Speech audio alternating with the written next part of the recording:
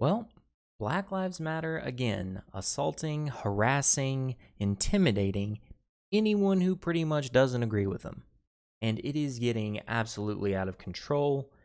And the idea that this is just some peaceful protest group with everything we have seen, you have got to be kidding me.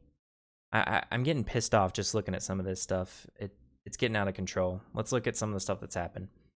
So we have here several videos showing Black Lives Matter protesters confronting and harassing people eating outside restaurants in Washington, D.C. This went viral Tuesday as demonstrations were held nationwide over the shooting of Jacob Blake. One video reportedly filmed in the Adams Morgan neighborhood Monday night shows protesters demanding a woman seated outside a restaurant raise her fist to show her solidarity for their cause. When the woman refused, she was surrounded by a number of protesters with their fists raised in the air who screamed and berated her for not doing so.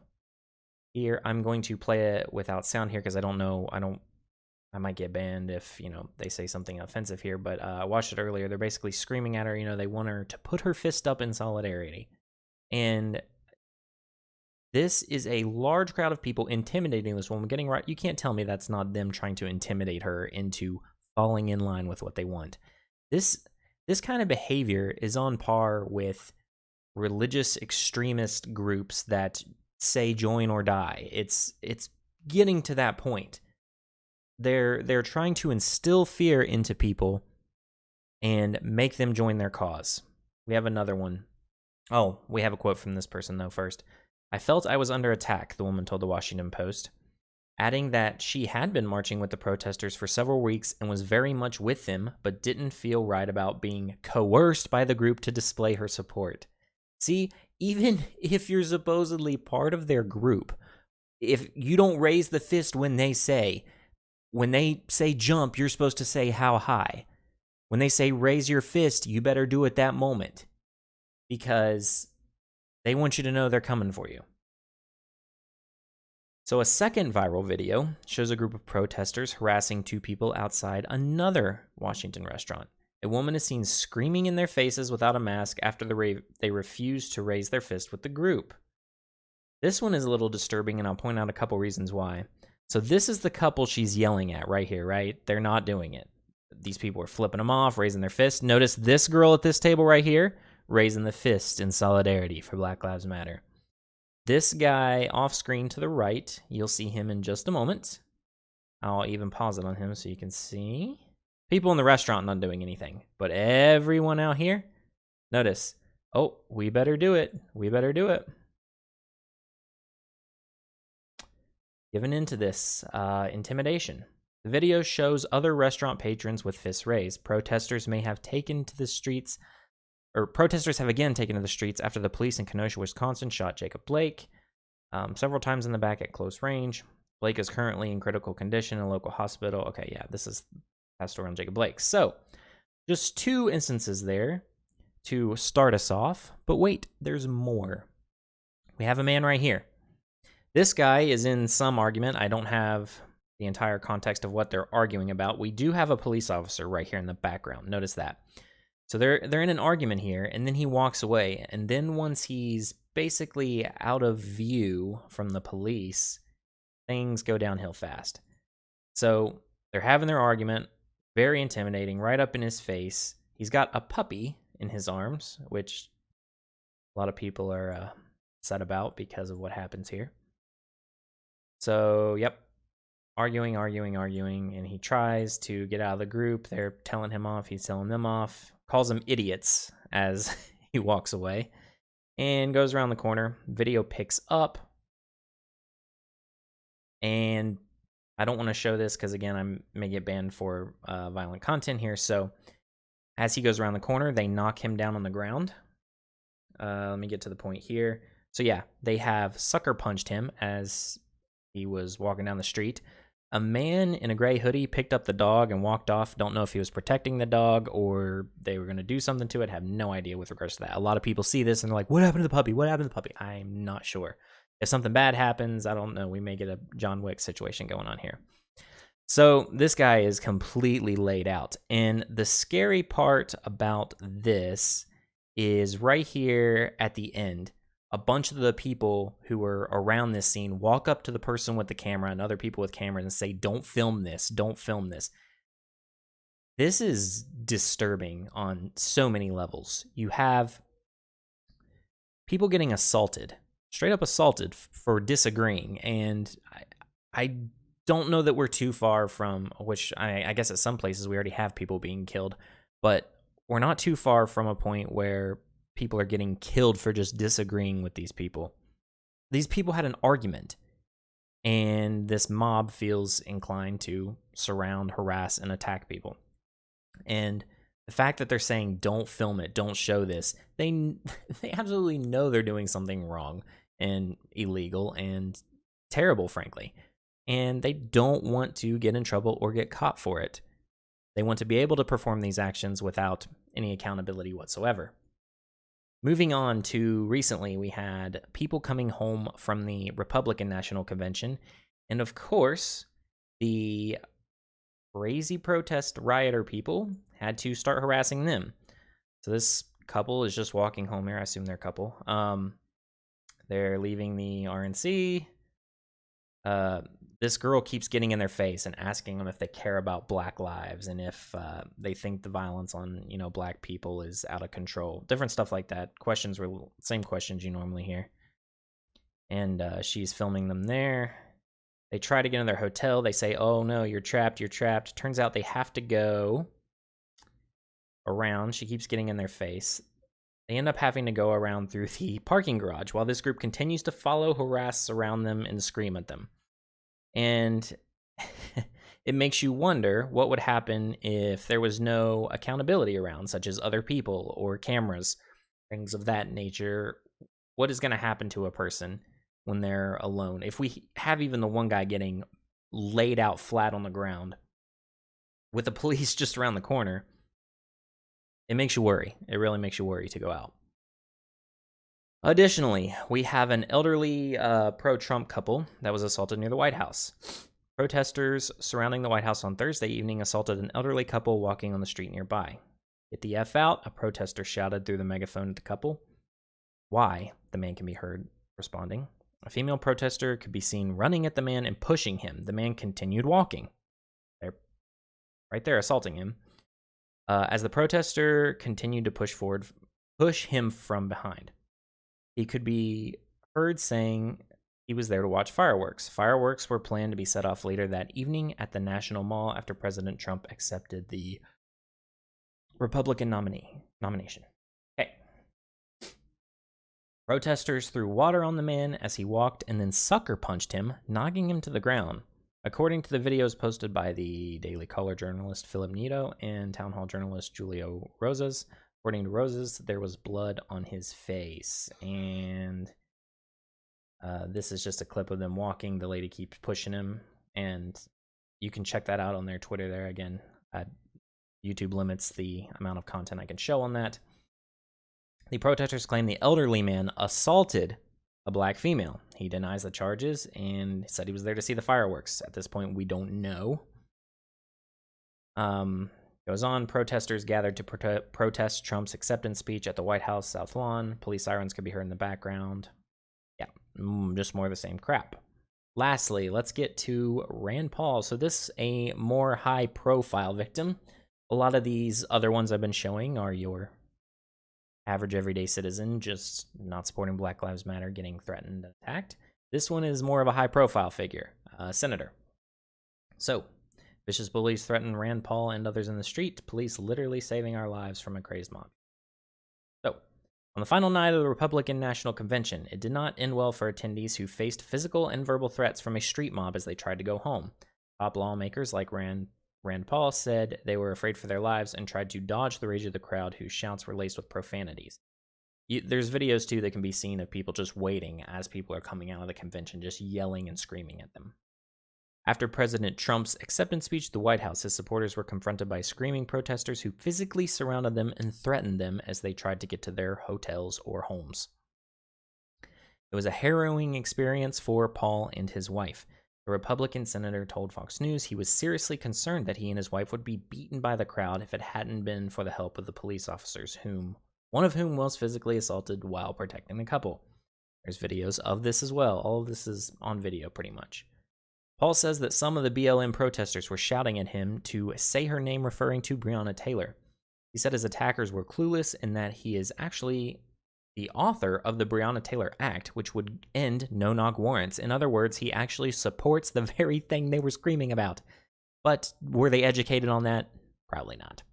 To protect the rights of Americans from police intrusions into homes, but he says there was no reasoning with them. The irony, he said, is lost on these idiots, no doubt. Paul said there is something going on here and the FBI needs to be involved. I promise you that at least some of the members and the people who attacked us were not from DC. They flew here on a plane, they all got fresh new clothes, and they were paid to be here. It's a crime to do that, and it needs to be traced. The FBI needs to investigate. Other lawmakers were also confronted by the street mob, along with some unnamed RNC attendees and evangelical Trump supporters. Brian Mast, who is a U.S. representative, was also confronted by a protester who repeatedly asked him, "What do you think about the police killing black people in this country? And how do you feel about police murdering black people in this country?" According to a Twitter video of the encounter. So the Daily Mail reported that the RNC communitarian Chris Ager and his wife were repeatedly harassed by a protester who threatened them as they tried to get back to their hotel. That was the one we saw earlier. Just covers more of the same old. Okay. So this is insane, right? You have mobs of people using fear and intimidation tactics. That is why when people claim that BLM is a terrorist organization, a domestic terrorist organization to be precise, there's a reason to take them seriously, because look at the stuff they're doing. A lot of people be like, "Oh, they're not hurting them, they're just exercising their free speech." You are using a mob of people to surround, and the goal is clearly to strike fear into people with threats. They're making threats, in some cases actually committing assault and harming people, and threatening people's lives. I don't know how that is deemed decent human behavior that is peaceful. And yes, I am sure there are people out there that protest peacefully. There's got to be somewhere, right? But this is happening a lot. There is a significant chunk. Maybe they're not the majority, but they sure as heck are the loudest. We see this all the time now. And it's getting scarier and scarier. Tensions are building up. We just saw the thing with Kenosha, the shooting, Kyle, don't remember his last name, Rittenhouse or something like that. Just tensions build up all around, and people end up losing their lives just because of people feeding off their emotions towards these subjects. It's insane, and people aren't taking the time to analyze these situations they're angry about. Like he said, the legislation that Rand Paul's supporting, they didn't even take the time to look at this person they're accusing. They obviously know who he is. It's not that hard to look into if you're going to go accuse someone of something. But that's a big thing I noticed with this group, is they don't seem to care about really what the truth is, and they don't seem to care about actual solutions to fixing things. It almost seems like they just want to screw people over that disagree with them and watch people suffer and watch people hurt and burn everything down along the way, literally and figuratively. It's absolutely out of control. And this is pretty much where cancel culture has led to. I will post a card up here at the top for a link to one of the podcast episodes we did on cancel culture that kind of goes into how it's evolved and where it's at right now.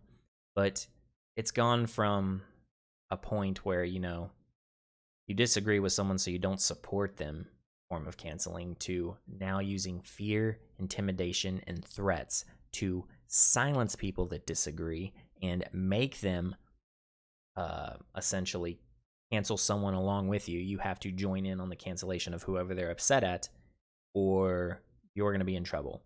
We've seen more intimidation tactics other than these throughout the past few months. We saw the one restaurant owner who was threatened by Black Lives Matter if they didn't comply to a certain set of rules. They said they were going to make trouble for their business. It's something out of a movie, right? Like, you better give us support. Wouldn't want anything bad to happen to you, right? Or the groups of people who are marching down streets of, residential neighborhoods, demanding that people come out of their house and show support, or demanding that people get out of their cars and show support. And if you don't, maybe we'll pull you out of your car and beat the ever-living crap out of you, and then maybe you'll show support. And if you still don't, well, maybe we can cook up something else. I don't know. Let me build a replica guillotine in the streets. Oh, do you think I'm making a joke about that? No. That actually happened. Now, it wasn't necessarily related to Black Lives Matter, but same mentality group of people setting up a guillotine with the thing with Jeff Bezos recently in response to that. And the people in these groups that are these extreme ones we're seeing want violence. They want violence. They're not looking for peaceful solutions, whatever you may see on a news network. And we're going to have people jump in here on the comments and say, you don't know what you're talking about. You don't know anything. You're just seeing the highlights on the internet of just the violent ones. There's a lot of peaceful people. I don't care if there are peaceful people. That's fine. They're being peaceful. But there's at least a significant chunk of this movement out there threatening, intimidating people. And that part is wrong. And that part needs to be dealt with. And we might start seeing harsher responses to this. I mean, no one in these videos is really fighting back a whole lot at this point. Occasionally people, start to defend themselves. And then when people do defend themselves, they are ridiculed and attacked because they're a white supremacist for fighting back against any of these protesters or defending themselves against protesters. Just look at what we had in Kenosha recently. Granted, the kid should not have been there with a gun, but also he didn't deserve to be assaulted and attacked and ended up defending himself in the process. I have a previous video on that as well you can watch, and it's just a mess. All that to say, though, it's getting more and more amped up, and we're still a few months out from November, and I imagine it's going to get more and more amped up leading up to the election, and depending on how the election goes, it could get even worse after. I don't know. I don't know how it's gonna go whatsoever. But all these people are doing this, and a lot of them pretty much hate Donald Trump, and I don't know if they realize or not that the stuff they're doing and the acts they're performing are pretty much making a case for Trump to be elected. And there's other options out there. People, there's Biden, Trump, and then there's the Unity 2020 thing going on, trying to get some candidates that'll bring us together. But the more these people do this, the more you're going to have people on the other side not want to try to work on things and not want to come together in the middle and work on things. They're going to be like, heck yeah, we want Trump. We want to get rid of that crap. We don't know what that is.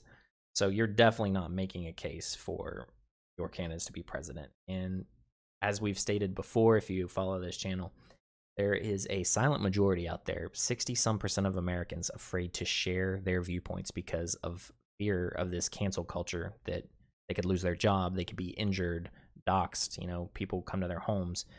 The people are afraid to say what they believe in. So we might come to the election thinking one thing's going to happen, and then we're surprised. People will be surprised and shocked. Oh no, how did this person win? That's not what the polling indicated. Well, stuff like this intimidates people. That pretty much does it for this segment. Bit of news for you all. I have added a support button or a support link down there in the description. I am trying to amp up the amount of videos I am able to get out to you guys in a week. Right now we're looking at like every other day, which has been a pretty big increase from before. I'd like to get to the point where we can do it every day. That only happens though with your all's help. Not trying to put pressure or obligate anyone whatsoever. Just if you want to help and you can help me out, that's absolutely fantastic. I appreciate the support. There's a member category with certain benefits as well, or you can do one. But Thank you all for your time. I appreciate the views no matter what. If anything else, just leave a like and subscribe, and I will get the next segment out to you guys as soon as possible. You all have a good one. We'll see you next time.